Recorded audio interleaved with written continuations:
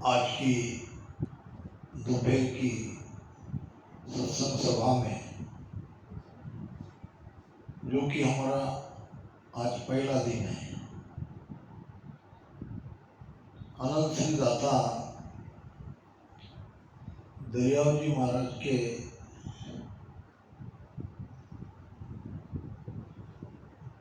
एक पद से सत्संग का प्रारंभ करेंगे। अनंत श्री दाता दरियाव जी महाराज की बरसी है आज, संयोग की बात है। हमारा दरियाव जी महाराज से क्या संबंध है, ये भी आपको बताना जरूरी है, क्योंकि आप सब लोग इस भक्ति में नए नए आए हैं।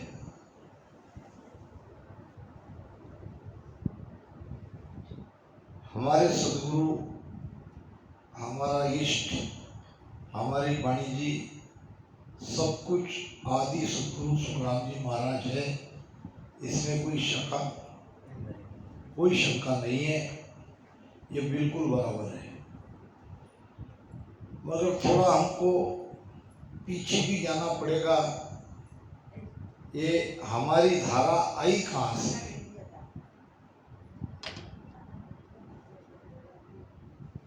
मूल से संतदास जी महाराज से ये रामसिंह संप्रदाय का प्रारंभ हुआ, ऐसा बताया जाता है। इसके भी थोड़ा पीछे जाए तो ये काशी से हमारी धारा आती है, रामानंद जी महाराज से। अब रामानंद जी महाराज तो सगुण उपासक थे और कबीर साहिब के गुरु थे। उस जमाने में ये गुरु मंत्र भी सबको मिलना बड़ा दुर्लभ था।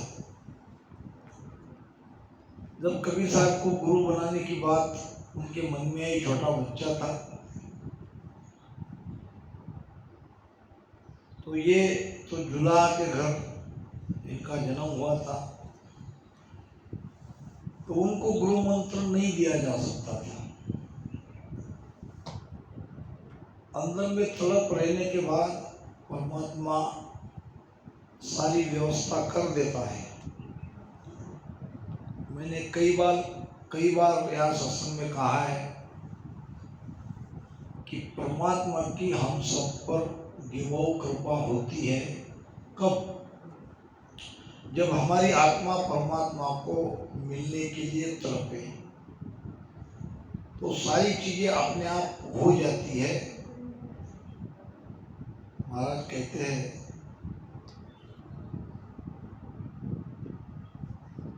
कि सुनो एक मेहर हमारी अगाध, देवो मेरो नाम मिलाऊं साथ।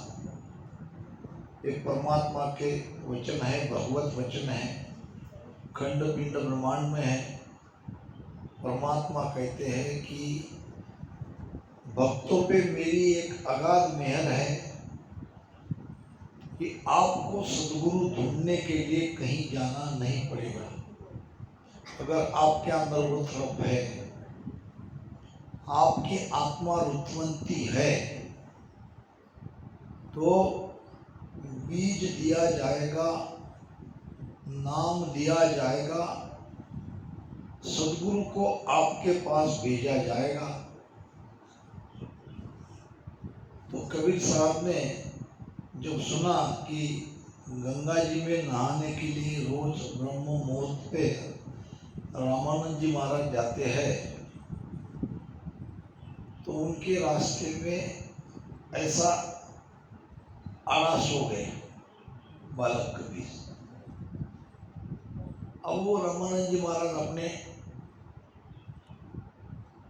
भजन के भाव में नहाने के लिए जल्दी से जा रहे थे। अब वो पैर कबीर साहब के ऊपर पड़ गए। अब पैर किसी के पर पड़ गए तो उनके मुख से निकल गया राम राम राम राम, अरे राम राम। होता ना ऐसा, हम करते हैं, अरे राम राम। तो कबीर साहब ने वही राम राम मंत्र पकड़ लिया और रामानंद जी महाराज को गुरु बनाया। ऐसे ही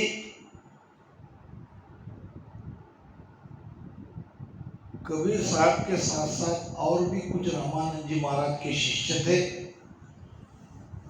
उनमें एक थे कृष्ण परिहारी जी महाराज। ध्यान रहे, मैं हमारे रामकृष्ण संप्रदाय का मूल आपको बता रहा हूं। तो एक बार कृष्ण परिहारी जी महाराज आए राजस्थान में नाथद्वारा में। नाथद्वारा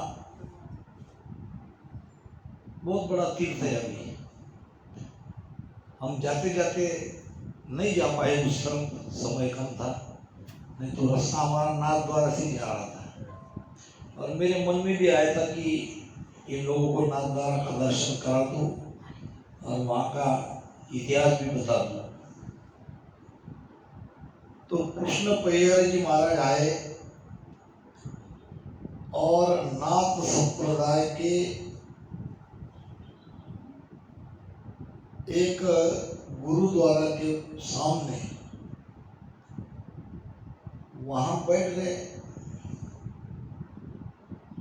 अपने अग्नि जलाई और अग्नि के आधार से जाके राम राम करने लगे।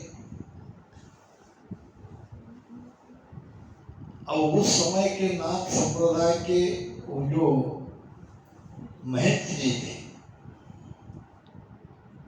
वो आए, देखा कोई बाबा बैठे हैं, धुनी लगा के, ए बाबा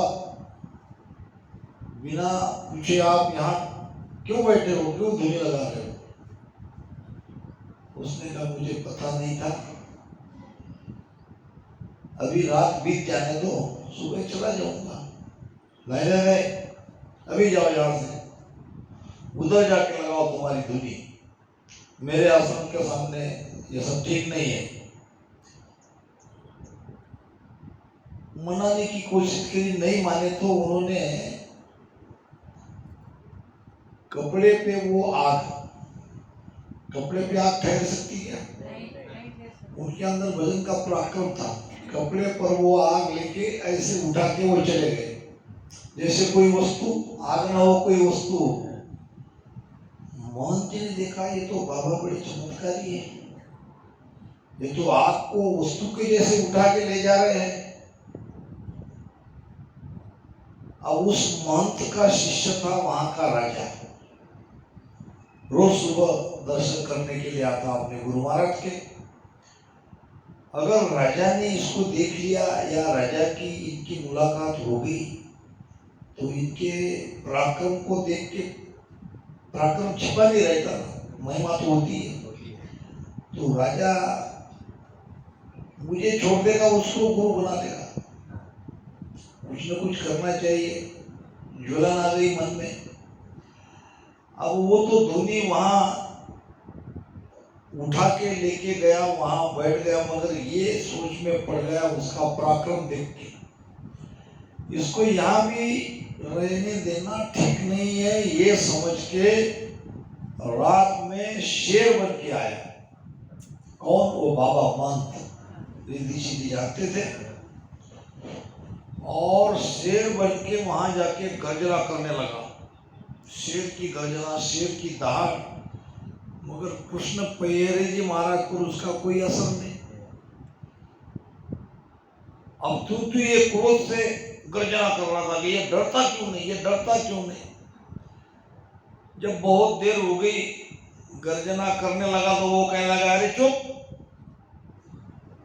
भजन नहीं करने दे रहा है, सुमिरन करने दे रहा है, अगर यहां से जाओ, नहीं जाओगे तो तुमको गधा बना दूंगा। क्या कहा? उसको क्या पता ये गधा भी बना सकता है। वो और ताकत से गरज कर उस पर जाने लगा तो उसने राम कह के बन गया गधा।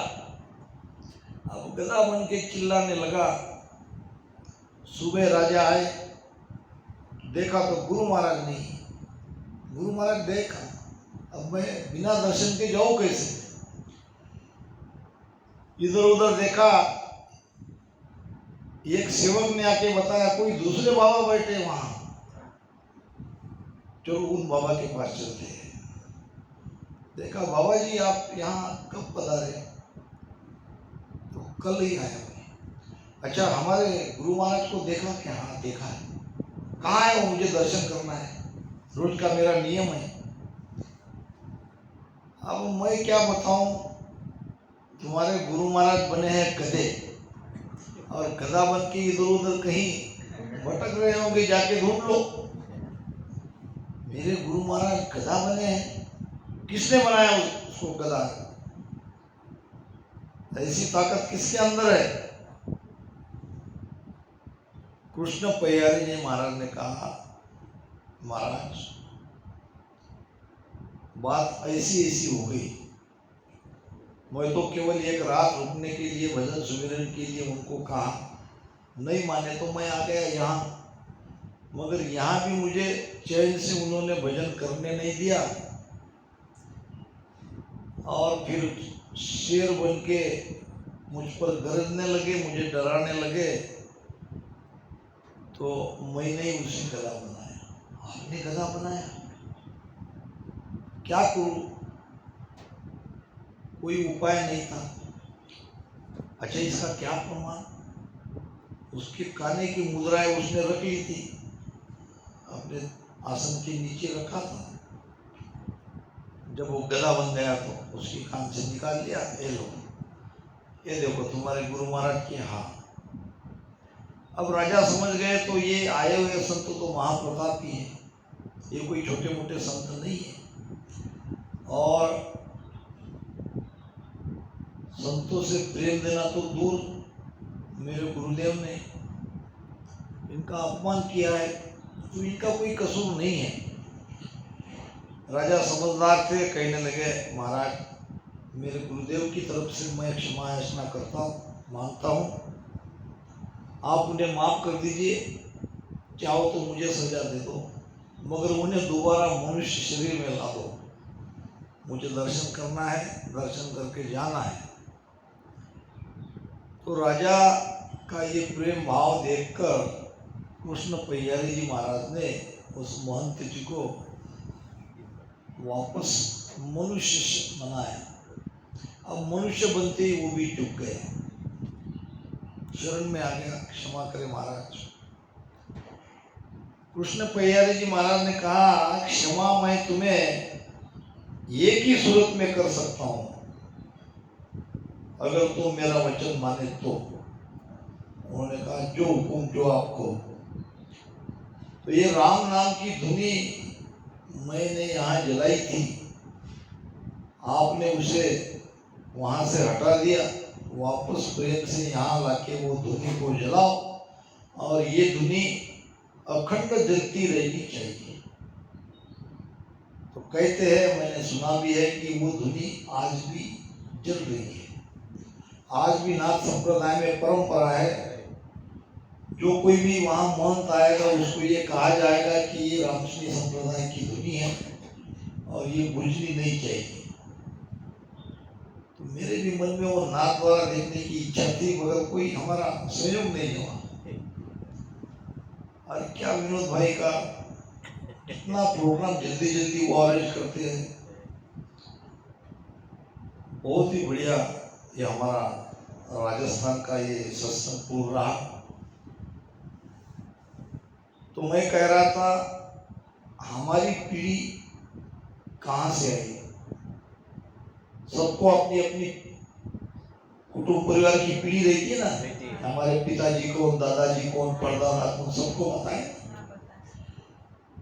तो ये हमारी 6वीं पीढ़ी चल रही है। हमारी पहली पीढ़ी के जो प्रमुख संत थे, अनंत श्री दाता दरियाव जी महाराज। अब फिर वो कृष्ण पय्यारी जी से फिर वो संतदास जी महाराज में ये पराक्रम आया।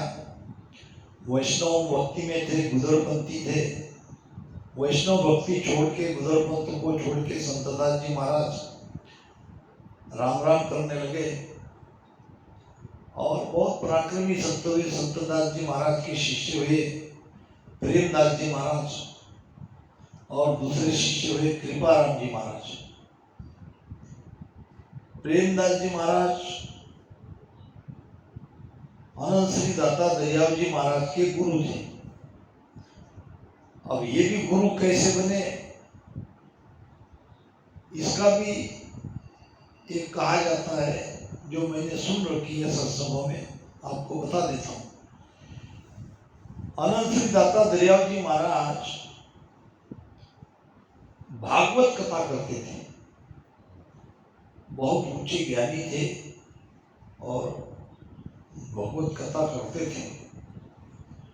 अब भगवत कथा करते करते एक दिन उसमें ये ज्ञान उनको मिला, पढ़ते पढ़ते। कई बार कथा की होगी, पढ़ा भी होगा, मगर ध्यान नहीं जाता है कि बिना गुरु के जीव का उद्धार होना असंभव है। बिना राम नाम के, बिना गुरु के जीव का उद्धार हो नहीं सकता। ये उसे महाभारत है भागवत में मिला।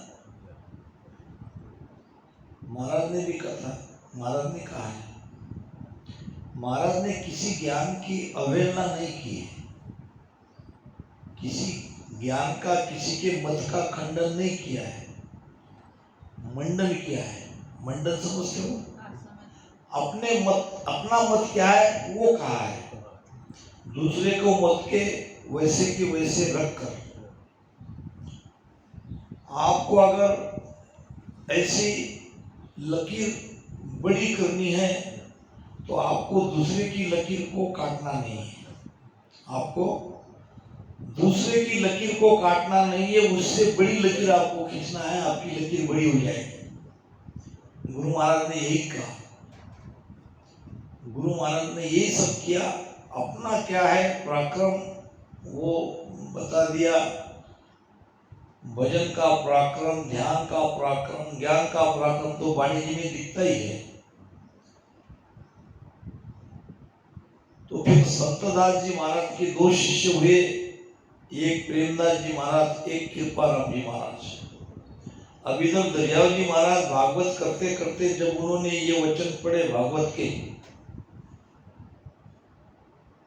तो उनके मन में ख्याल आया कि अब मुझे गुरु कौन मिलेंगे, मैं कैसे सदगुरु को ढूंढूं और कैसे उस राम नाम को प्राप्त करूं, कहाँ मिलेंगे, कहाँ खोजूं।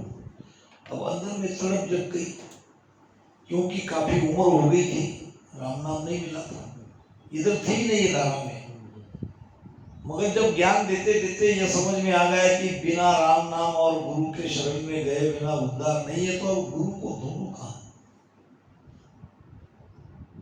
हमारे गुरु महाराज ने भी कहा है भगवत के बारे में, ये भागवत कथा जो पढ़ते हैं उसके बारे में कहा है, भागवत की महिमा ही कही है महाराज ने। व्याकरण साध भागवत बाचे, अर्थ करे बहु भारी, मेरे रामा अर्थ करे बहु भारी, वाको मूल पड़े जो घट में, वाको मूल पड़े जो घट में, देहत काल कुमारी, साधो भाई ऐसा नाम कहावे, संतो भाई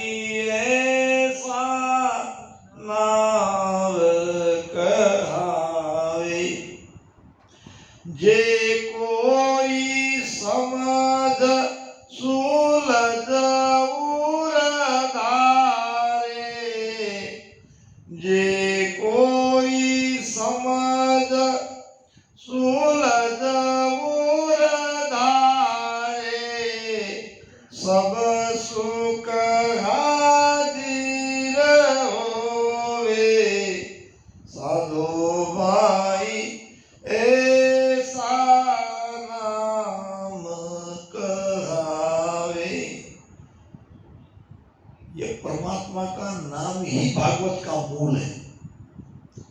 भागवत वो नहीं है कथा ही करते रहना, कथा ही करते रहना, इसका ऐसा हुआ, ये वैसा हुआ, ऐसा हुआ।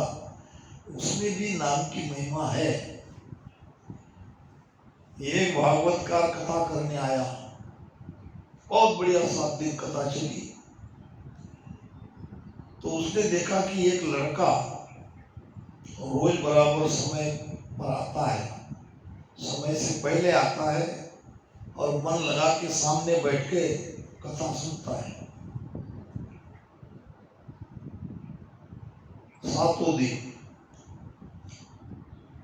7 दिन होने के बाद लड़का आया उस भगवत कथा करने वाले के पास, और उसे देख के उसको भी आनंद आया। आओ बेटा, मैं देख रहा था 7 दिन बराबर तुमने ये भगवत कथा पढ़ी, मुझे बहुत अच्छा लगा, और जाते समय तुम मुझे मिलकर जा रहे हो, ये और संतोष की बात है। तो उसने कहा महाराज जी बात ऐसी है कि 7 दिन तो आपने बड़ी बढ़िया भागवत सुनाई। कौन राजा था, उसके साथ क्या हुआ, किसके साथ क्या हुआ, भागवत में कथा ही कथा है, बहुत अच्छी लगी। और आपने बड़े मीठे स्वर में और भाव के अंदाज में ये कथा सुनाई। 7 दिन कैसे निकल गई ये पता नहीं चला। अब मेरे मन में एक शंका है को शंका यह है कि अब मैं क्या करूं। कथा तो मैंने सुन ली, मगर इसके आगे क्या करना है ये नहीं बताया। कथा ही कथा बताती, भंडारा हो गया, अब कथा समापन हो गई, आप जाने की तैयारी में है, मगर मैं यहाँ दुविधा में फंस गया, या मुझे करना क्या चाहिए, यही हो रहा है। व्याकरण साध भागवत वाचे अर्थ करे बहु भारी, बढ़िया तरीके से समझाते हैं कथावाचक, मगर उसका सार नहीं बताते हैं। भागवत का सार ही नाम है। वो क्या भागवत सुनने से उसकी गति नहीं हुई राजा परीक्षित की। राजा परीक्षित को सर्पदंश से 7 दिन में उसकी मृत्यु होने वाली थी। ब्रह्मा का वचन, ऋषि का वचन टल नहीं सकता। राजा परीक्षित ज्ञानी थे, जानते थे मृत्यु को तो रोक नहीं सकता, मगर कम से कम मेरी गति तो हो जाए। इंसान को इसी के बारे में सोचना चाहिए। हम जीवन के बारे में सोचते हैं, मृत्यु के बारे में नहीं सोचते, जबकि वो अटल है। उसके बारे में सोचते हैं हमारी मृत्यु कैसे हो, मृत्यु को, काल को कैसे जीतते हैं। मृत्यु भी हमारी इच्छा से होनी चाहिए, हमारी सुर्ती शब्द में लगी हुई चाहिए, और हमको प्राण छोड़ना चाहिए। सबको बुला के हम जा रहे हैं, जाना तो है।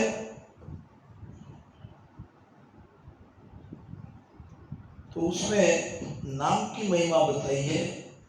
नाम अगर लोगे तो तुम्हारी गति होगी। गुरु महाराज ने भी कहा है, यही बात कही है। मैंने पिछले सत्संग के दौरान या उसके पहले कहा होगा, याद होगा आपको, तो कि आप जो राम राम कर रहे हो, कोई 1 सांस में, कोई 2 सांस में, किसी का नयनचर नहीं जगा है, तो भी कम से कम आपकी गति तो होगी। आपका अगला जन्म नयनचर आपको उसमें मिलेगा ही मिलेगा। कोई चीज बेकार नहीं जा रही है। गुरु महाराज ने कहा भी है, राम कहत सम तिरिया हो, वे अंत कहूं नहीं फिरिया हो। ये वचन है गुरु महाराज के। राम नाम लेने वाले का उद्धार हो गया। उद्धार होने का मतलब मोक्ष नहीं है। समझ लीजिए बात। एक है गति, एक है अगति, एक है मुक्ति, एक है मोक्ष। ये 4 जगह ये जीव जाएगा ही जाएगा, और कोई ये नहीं चाहेगा कि हमारी अगति हो जाए।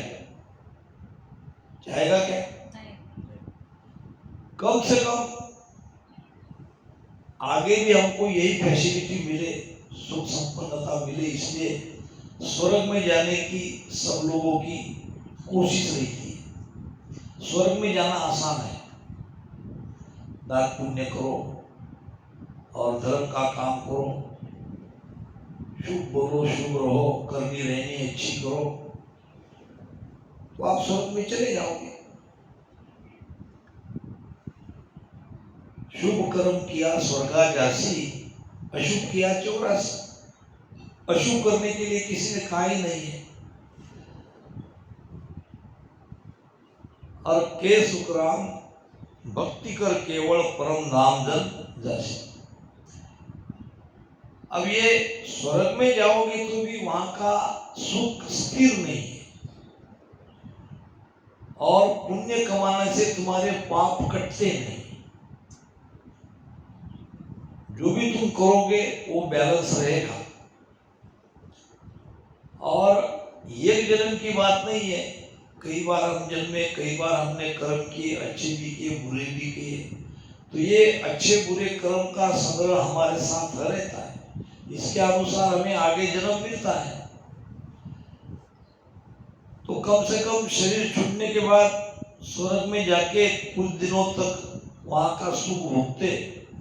अब लोगों को ये मालूम नहीं है, ये चक्कर ही मालूम नहीं है कि भाई वो यही समझते या तो नरक में जाए तो स्वर्ग में जाओ, बस स्वर्ग से सबसे ऊंचा है। और यही बताया जाता है, यही ज्ञान दिया जाता है, कहीं भी जाओ ये मुक्ति मोक्ष की बात ही उनको पता नहीं।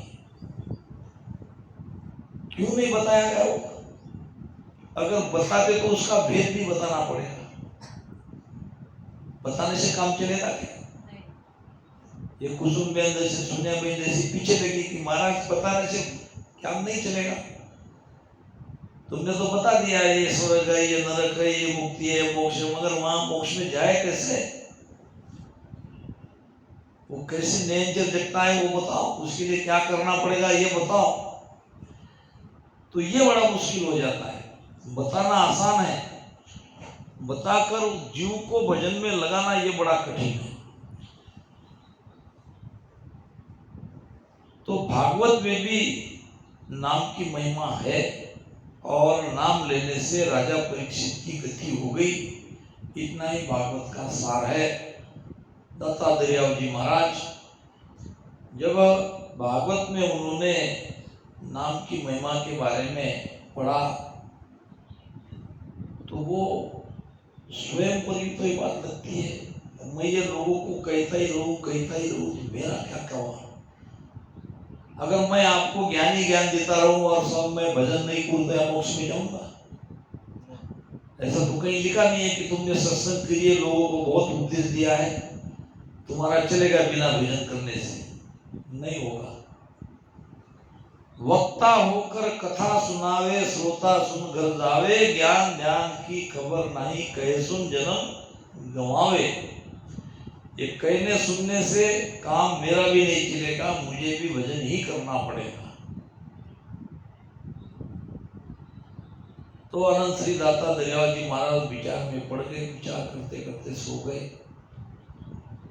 सोने के बाद सपने में एक महात्मा जी आए और कहा राम।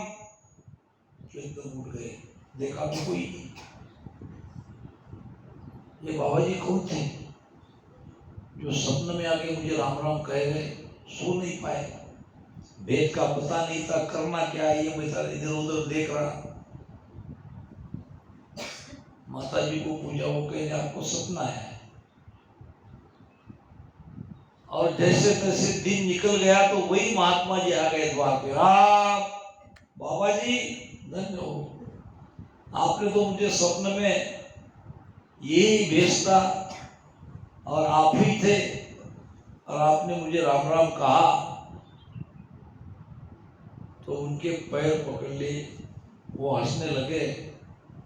मैंने बताया नहीं कि जब कृपा होती है, जब तड़प हमारी बढ़ने लगती है, तो परमात्मा कोई ना कोई चक्कर चला ही देते हैं, ऐसा संयोग बना ही देते हैं।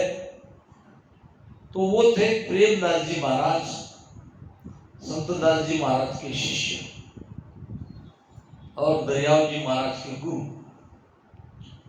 तो दरियाव जी महाराज, अब और आगे इसकी कथा आती है